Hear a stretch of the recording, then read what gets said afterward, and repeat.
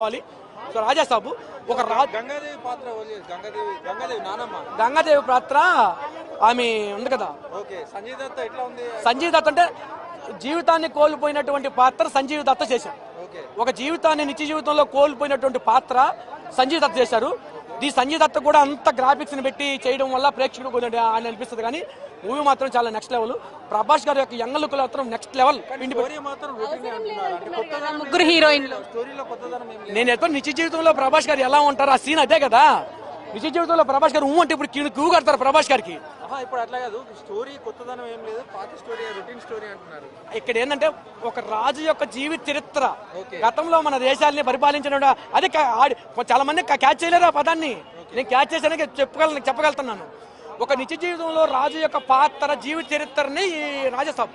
Okay, ప్రేమ కథ చిత్రం లేకుంది, like కొంచెం అదే టైప్ లో వచ్చింది. ఇది హై గ్రాఫిక్స్ ఉన్నాయి. ప్రపంచ ఆయన pan India star, old star Prabhas గారు. సో ఆ ప్రభాస్ గారిని అందుకనే డైనాసార్ ఎంత జంతువులను పెట్టాడు. ఆ ముసలితో ఫైట్, ఇకపోతే ముసలితో ఫైట్, మన హాంకాంగ్, కింగ్ కాంగ్ అన్ని వేసుకొచ్చాడు కదా. సో ఆయన ఏంటంటే ప్రభాస్ గారు ప్రపంచ స్థాయిలో ఉన్నటువంటి స్టార్ ప్రపంచ స్థాయిలో సీన్లు పెట్టాడు. కానీ ఆయన ఒకే సీన్లో ఇల్లుంటే ప్రేక్షకుడు ఊహ కల్పనకు ఉండేది. సీరియస్ పాత్ర చేశారు ప్రభాస్ గారు హీరోగా, కానీ ఇది కొంచెం కామెడీగా, కొంచెం ఎనర్జెటిక్. అంటే ఇక్కడ కామెడీ, థ్రిల్లర్ అన్ని ఉన్నాయి, ఫైట్స్. ప్రభాస్ గారు ఏంటంటే ఒక డైలాగ్ ఏంటంటే, రే మీరందరూ అలా ఉంటే నేను ఎలా ఉంటారని ఒక నోట్లు ఎగరేస్తాడు అనమాట. నాకు గూస్ బంప్స్ వచ్చిన హైలైట్. మీరందరూ అలా ఉంటారు నేను ఇలా ఉంటానని నోట్లు ఎగరేస్తాడు.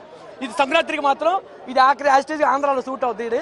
ఎందుకంటే ఇంకా ఆల్రెడీ స్టార్ట్ అయిపోయింది అక్కడ ఆంధ్రాలో సంక్రాంతి ఫెస్టివల్ అన్ని కోడి పందాలకి ఫెస్టివల్ స్టార్ట్ అయింది. సో దానికి మాత్రం మాకు అంటే కరెక్ట్గా నోట్లు ఎగరేసేది మాత్రం అక్కడ సూట్ అయింది. సో చాలా ఎంజాయ్ చేస్తాము. చాలా అయిపోయింది. సంక్రాంతి శుభాకాంక్షలు స్టార్టింగ్లోనే ప్రభాస్ గారు చెప్పారు అనుకుంటాము. ఒక యంగ్ ప్రభాస్ గారిని చూడాలనుకుంటే రాజాసాబుకు తప్పకుండా చూడండి.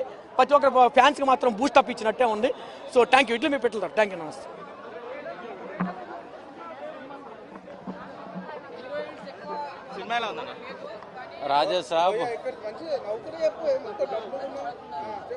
రాజాసాబ్ నన్ను డిసప్పాయింట్ చేసిందండి. యావరేజ్ అంతే. నేను ఎక్స్పెక్ట్ చేసుకున్నది లేదు. సో స్క్రిప్ట్ అంతా ఏదో ఇల్లు అంటాడో, మా మాస్త అంటాడో, దెయ్యం అంటాడో, ముసలు అంటాడో, నక్క అంటాడో. సో దయచేసి నేను ఒకటి చెప్తా, ఫ్యాన్స్ అయితే దయచేసి మారుతి గారిని కొట్టొద్దని చెప్తా. ఎమోషన్స్ బాగున్నాయి అంటే ఒక ఎమోషన్ సీన్ హాస్పిటల్లో సీన్ పెట్టేది సినిమా హిట్ అయిపోద్ది ఏంటి? సో అదే అన్న ప్రభాస్ గారిని సరిగ్గా వాడుకోలేదు. మన ఇండియా డైనోసార్ని ఆ రేంజ్లో ఉంచుకుని వచ్చా, ఆయన పడుకోబెట్టేసాడు డైనోసార్ని కూడా. సో నన్ను డిసప్పాయింట్ చేసి